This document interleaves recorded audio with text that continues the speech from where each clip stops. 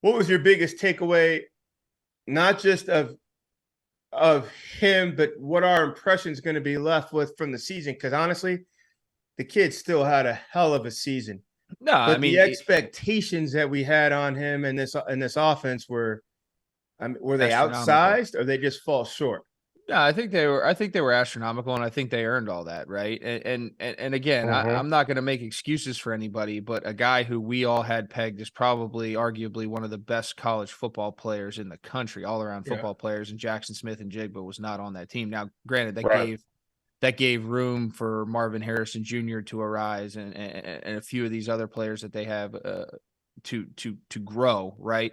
Fair. But the same token, that definitely hurts, and that's definitely some production. I just felt that the last half of this year, this Ohio State team was not as disciplined as they have been in past years in the red zone when money was to be made, and when Ohio State really gashed you and hurt you. They didn't kick field goals. They scored touchdowns, and Correct. they did it at an efficient clip. They didn't do it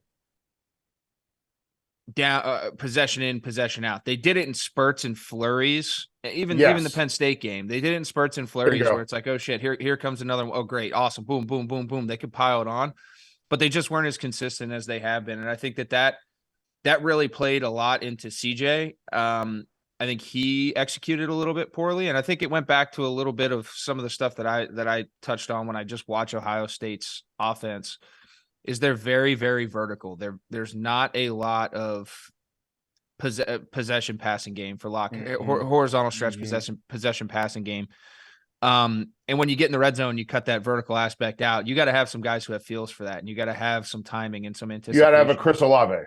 Yeah, correct. I mean, a Chris Olave, a Garrett Wilson, I think. Or you just got to have the system. Yeah.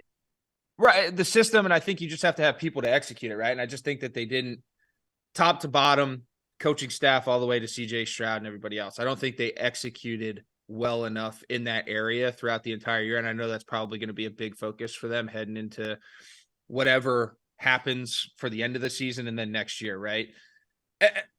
I'm just such a big fan of Ryan Day. I really am. I think he's a hell of a ball coach, and I think he's going to get things fixed. And I just have such a deep, and really it goes for both these programs that we're talking about, a deep appreciation for both Michigan and Ohio State, having played at Penn State and played against both these programs. I have a deep appreciation for them and how they've done things. And I see Michigan thriving in the old school throwback mentality that I really jive with and respect. And I always watched Ohio State have it, and you're starting to see it not deteriorate, but you're starting to see it's trickling away. Yeah, it's almost like the entitlement that Ohio State never let seep into that building, into those players. I'm not saying that there's a ton of it there, because there's definitely not, but there's definitely more than there has been in the past. And I think that I'll hurt everything. I'll say, like, I'm not gonna say, I don't think there are any soft football programs, soft football teams. No, I don't think there are.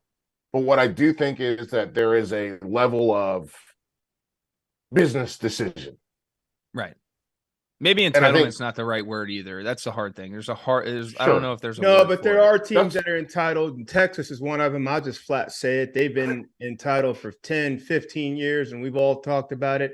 They've changed managers, they've changed coaches, they've changed rosters, and every time those guys, we end the season looking back on what Texas actually did, you can say it's still country club down there. It's still a canal. Management again, Coach Sark. I don't know if that's. I'm not saying I don't know. To me, it's not that. I look at this as Ohio State. It's in the first time we saw them struggle. They struggled with Northwestern for 3.5 quarters. It took them a late explosion to get out of Maryland to get out of that jam. Like, they were cornered in or caged up 3 or 4 times this season before. But they were always able to get out of it. And then that's just they couldn't get out of it. Correct. Yeah. We can just overwhelm you. We can just turn and overwhelm you and get up out of here. Not against an opposite equal, not tonight. Not against a hungrier opposite equal. I don't know if it's such an indictment against the program or just a reflection on how they arrived They have been so loved. It's imagine it's some kind of mix between the national adoration for them, like the Dallas Cowboys, but also the consistent winning, like the Patriots. Like everybody, they're both polarizing, but everybody turns on to watch the Cowboys, and now give them some winning. The Cowboys is winning, and everything Michigan does always has an asterisk of, well, we'll see about your Ohio State deal. And they took care of. Listen, I am excited to see that Michigan, the same way that I was with Georgia, talking to you guys earlier in the season, wanting to see them stretch the field, wanting to see them get, a little bit more aggressive offensively. Yeah. We saw Michigan do those same things. So to me, I like that. I really do. I know I'm gonna go off the rundown, but come back to the rundown. I'm gonna move something up, and I'm gonna go LSU. Because LSU. But give me 1 second. I'm gonna go off that Georgia point here real quick. Yeah. Alabama reigned forever since Saban's been down there. Up comes Georgia. Alabama never even had a quote-unquote rival on the east side since kind of the Tebow days waned out. And it's just like they had to handle business on the west side, handle that just SEC title game, mere formality, get on with it.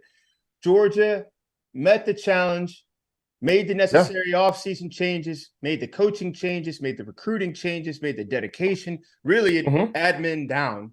And then here comes Michigan.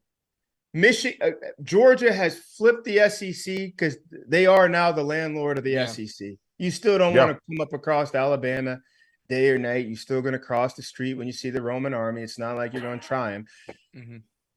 Are we not possibly seeing that in the Big Ten now?